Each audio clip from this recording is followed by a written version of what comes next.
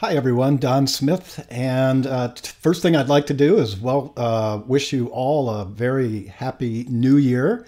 I know a lot of you have written me over the last couple weeks and excitedly have told me that you're on board with Sony now, and many of you have actually picked up the new Sony a7R III, which I've been using now for over a month. Actually, just an amazing camera. I'm still getting used to it, still getting used to all the menu settings. And what I would like to go over today, because I'm getting the questions, is how I've gone ahead and set up my camera for landscape shooting. And I'm going to take you through kind of a deep dive of all the menu settings here. I'll preface this by saying I'm not an expert with all of them. But this is what I've discovered so far, and it seems to be working pretty well for me with these settings. So let's go ahead, start with camera icon number one, screen number one, file format. Everything I do in landscape is RAW mode. I do not use JPEG. It's RAW, so that's where it's going. If you want to, I know there's some people, because I've met you in my workshops that are coming over from the JPEG side. We've kind of edged you into the RAW and JPEG, and eventually you get enough courage and you find out that, you know, I don't need that JPEG. RAW is just fine with me. It's pretty easy to process. So RAW mode it is. RAW file type. You're going to get your choice of compressed or uncompressed. I want all the data out of this file, all 16 bits that I can squeeze out of it. So I'm going uncompressed. I know even fellow artisans will tell me you cannot see the difference. So it's probably more of a mental thing with me, but that's fine. That's where I feel comfortable. Data's cheap, memory cards are cheap, so it's uncompressed. I've got every ounce of data this camera and sensor can squeeze out of a file, so I feel comfortable there.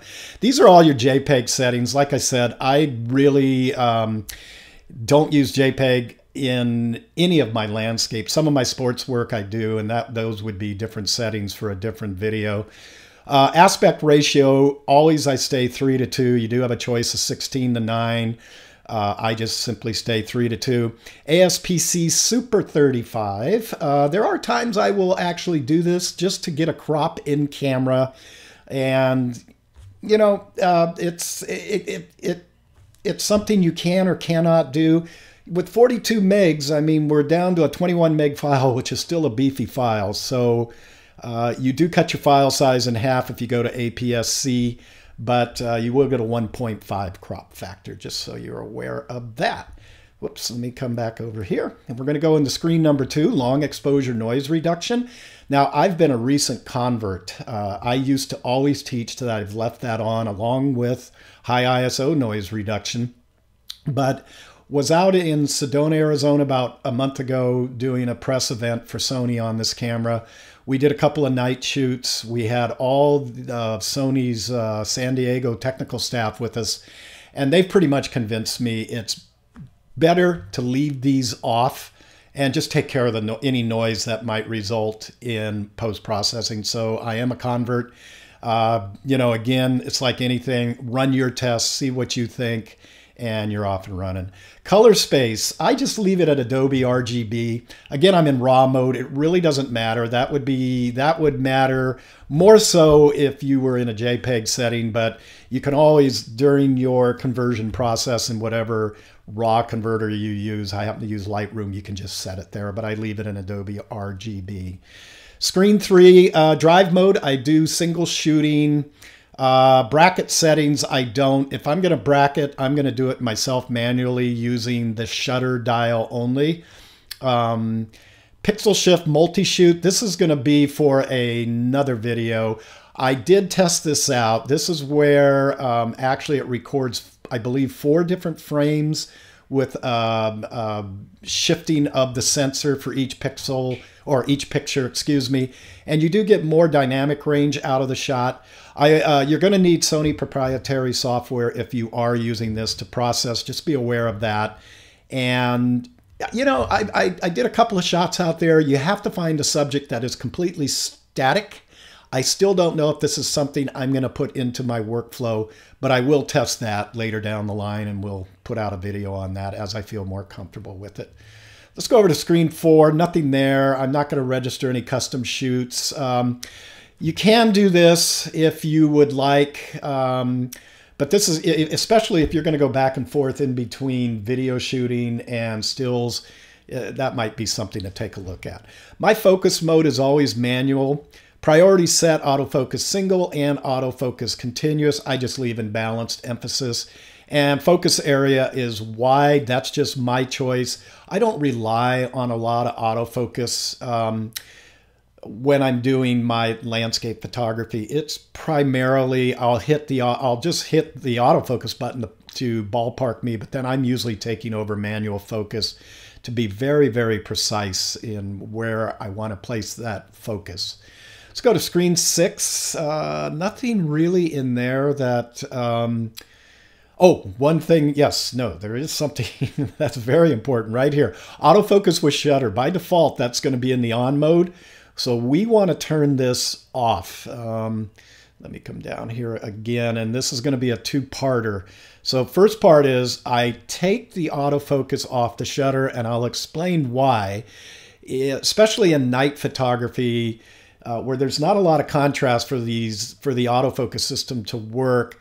I don't want my focus zooming back and forth as I'm trying to take the picture, and that's going to happen as I'm clicking the shutter, either pushing the shutter button or doing it with a remote. So we're going to assign the focus to a back button, and this is a two-step process. So here's step number 1, autofocus with shutter, turn it off. Screen number 7, nothing really in there that's pertaining to landscape. Screen 8, nothing. Screen 9, ISO. I always set that at 100. That's the base ISO for this camera. What that means is that's where you're going to get your cleanest file. And there was some talk I had heard of an ISO base of 160, but the techs in Sedona confirmed that 100 ISO is the base ISO on this camera. Metering, I just leave it on multi. That seems to work fine with me. I'm using the histogram all the time to confirm my exposures. And I think it should be pointed out that with all Sony cameras that I've worked with, there's a lot of leeway in a raw file as far as the overexposure. You'll get at least a stop if you're using the Zebra, and usually a stop and a third. So that's 4 clicks if I'm in 1/3 with my shutter that I will allow to overexpose, and I'll know that I still have retained some detail in the highlights. Screen 10, spot metering mode, you know, this is neither here nor there. I just leave it centered. Here's that exposure step I'm talking about, you know, that will work with the shutter and the aperture. And I just leave it at default at 0.3. You can go in and change it to a half a stop if you would like. I just am so used to using it at 0.3. Okay, let's go to screen 11. This is all has to do with flash, so there's nothing in there that we would be bothering with. Screen 12, white balance. I usually just use auto white. These settings down in here all affect if you're doing even picture profile. If you're doing a landscape shoot in JPEG, but because I'm not doing JPEG, I don't worry about it. Now, there is something, and maybe I'll do a separate video on it, that I've heard certain photographers setting these up, because remember, your playback on your LCD screen or your electronic viewfinder is a processed JPEG. So there might be some validity in setting some of these up so your eyes can see exactly what's going on with the camera. But again, I rely so much on the histogram, on getting my settings correct, that I just don't even worry about those. Oh gosh, focus assist. I turn all of these off. I just don't, when I go into turning the focus, manual focus on the lens, I want no enlargement of the image. It bugs me that it jumps up. So here's where you would go in and turn all of this off. Some of you absolutely love this, and I understand it. I would rather assign the focus magnification to a separate button, which I do on my camera. I use C2.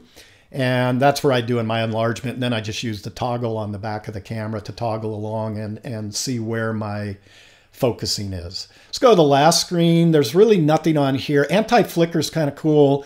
I've heard fellow artist Patrick Murphy Racy talk about this. He actually did a really good YouTube video, if you want to Google it, on setting up the A7R III for sports. And what anti-flicker does, if you've ever gone out and tried to shoot a sporting event under, let's say like a high school football stadium or, you know, a softball stadium, something like that, where the lights are some sort of sodium vapor, there's a real switch in from frame to frame to frame. I'll even notice this under, if I'm doing something under fluorescent lighting.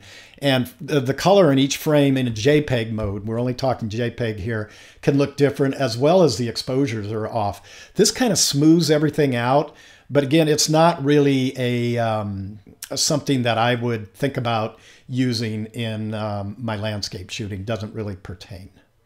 All right, let's come on over to camera icon number 2. And as you can see, these are mainly settings that are going to pertain if you're doing video work. And this is an area that Sony has vastly improved on, in my opinion, in their menu settings. They're trying to make things more logical and organized. There could be a couple in here that we're going to go through. I'm not going to talk about videos because I am by no means a video expert. I am trying to learn. I am shooting in 4K video, you can see, and here's my record settings, but I'm not the person you should be coming to for video. There's far more educated people out there than myself on this. Let's go to screen 2. There's nothing in here that really is going to pertain to what we're doing in landscape shooting. Screen 3, nothing there. Screen 4, silent shooting. You know, I leave mine in the off mode. I really want to hear that shutter clicking, especially if I'm on a tripod, which I am most of the time in my landscape work. I just want to know that that camera is firing. And this is where you can go in and you can switch here to the electronic shutter if you want. I just leave mine off and leave it in mechanical shutter. Really doesn't make a difference for me there. Release without lens. I disabled this, and this is a key one, release without cards. I remember a story a long time ago, an old friend of mine who was a film shooter, showed up at a wedding and shot half the wedding thinking he had film going through his camera, and he didn't. I would not want to be risking an important shoot thinking I had formatted a card, stuck it in my camera, and if I have this set to enable, it would be shooting, and I would think it was recording to a card, and I just don't want to be shocked there. SteadyShot. This is kind of important. If you're on a tripod, which most of us are if we're shooting landscape, then I'm going to turn this off. My personal beliefs are, and even the technicians, we've gone back and forth with this, if you're using more of a wide angle lens, you could leave this on, but this is really for if you're hand holding a shot.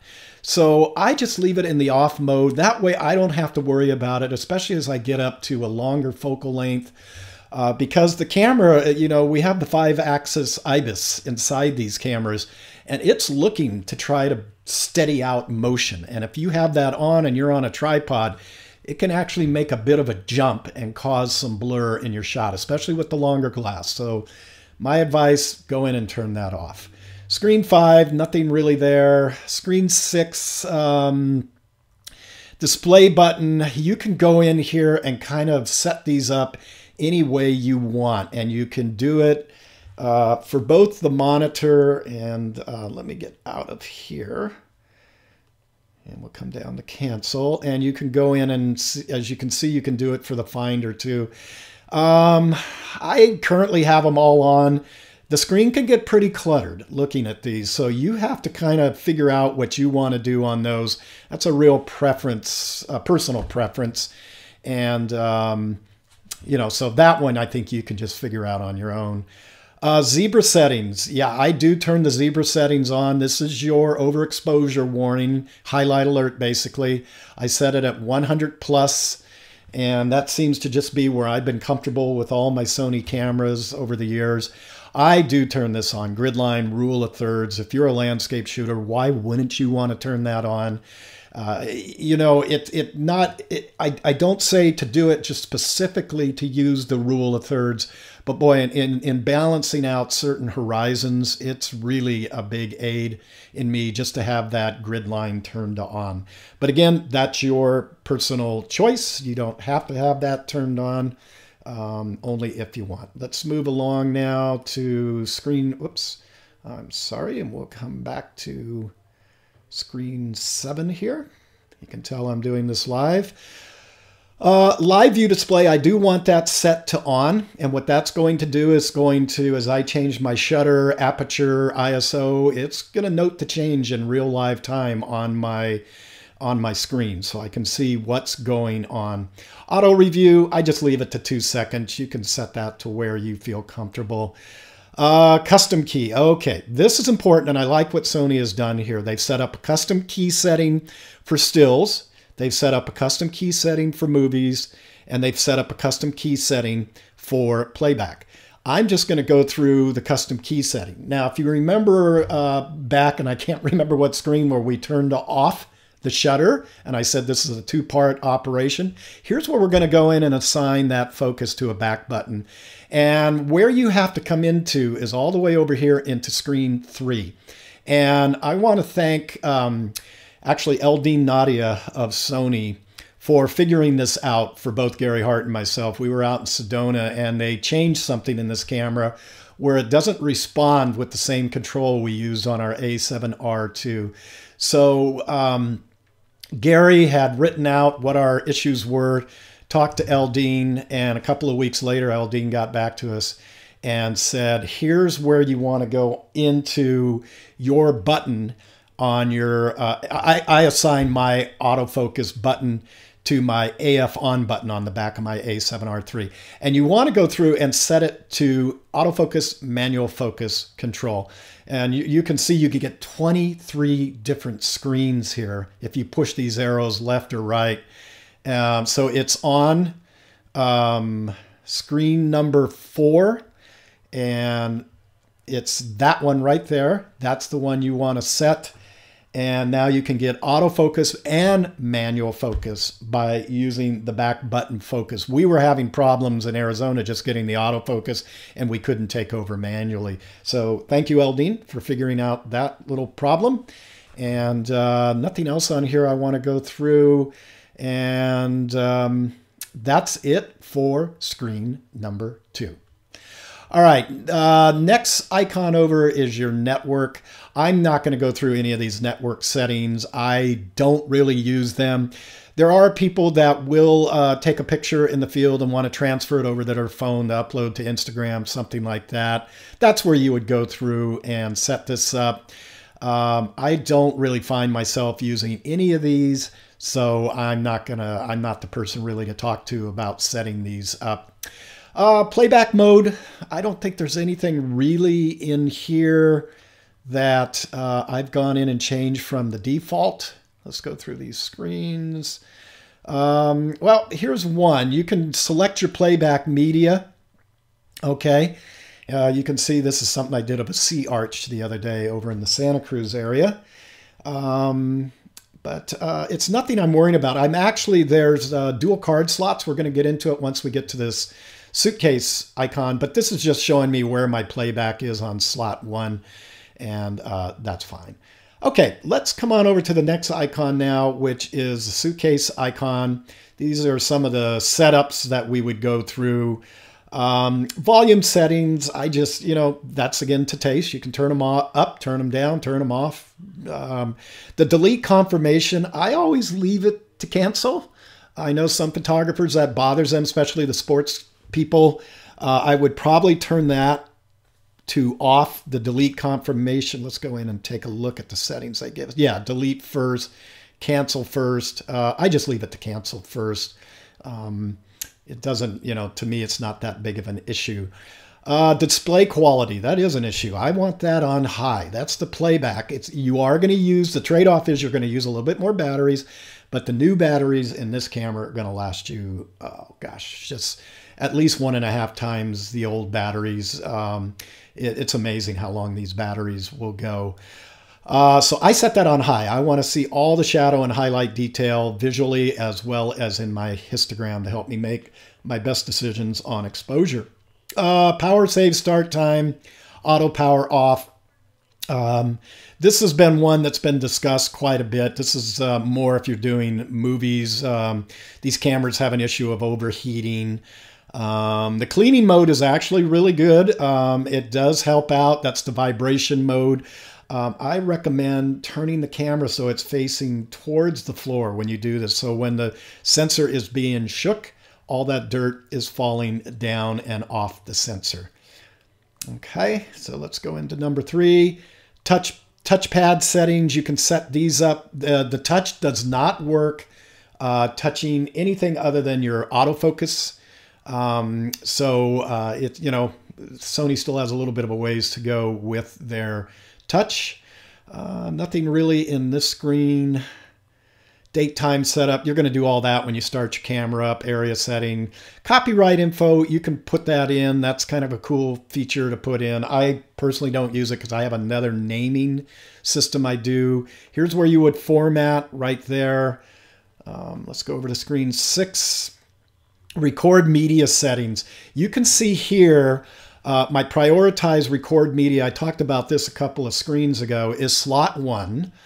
I want both movies and stills recording simultaneously to both slots. Remember, this is a dual slot camera. Auto switch media, I don't want to do that. You can set up to do something like JPEGs to one card, RAWs to another, movies to one card, stills to another. I just want anything I'm recording to record to both cards, and then I have my backup on both cards if one card happens to fail. Just here's where you go in and check your version. Just make sure you're keeping your firmware up to date. All right, the last one is my menu, and finally Sony has given us the choice now to set up what we want to set up in a personalized menu. So you can see that I've chosen some of these: file format, APS-C if I want to kick into that really quickly, drive mode, white balance. I can format my card. I set it up here so I don't have to go hunting. Here's how you go in and add an item, sort an item, delete, all of that. That's pretty straightforward. I won't go through all of that. So overall, those are my settings for this camera. So give you an idea of what I was shooting. A little sea cave the other day, and I'll have that out soon. Probably not that picture, but got nice and wet standing inside this sea cave, but it was actually some cool light, and I'll get that out soon. So those are my settings for my camera.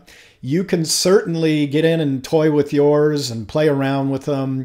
I'm sure, as with time with any of these new cameras, it's best to just get out and shoot with them. And if something, that's usually when you'll come across some, oh gosh, how do I change this? And that's where you'll do your best learning. But I think if you go with these, this is going to give you a really good setup, especially if you're shooting raw mode for landscape. Just get out and use the camera. I think you're going to find it's incredible. The sensor is the same sensor as the A7R II, but everything else inside that camera that feeds that signal to that sensor has been improved.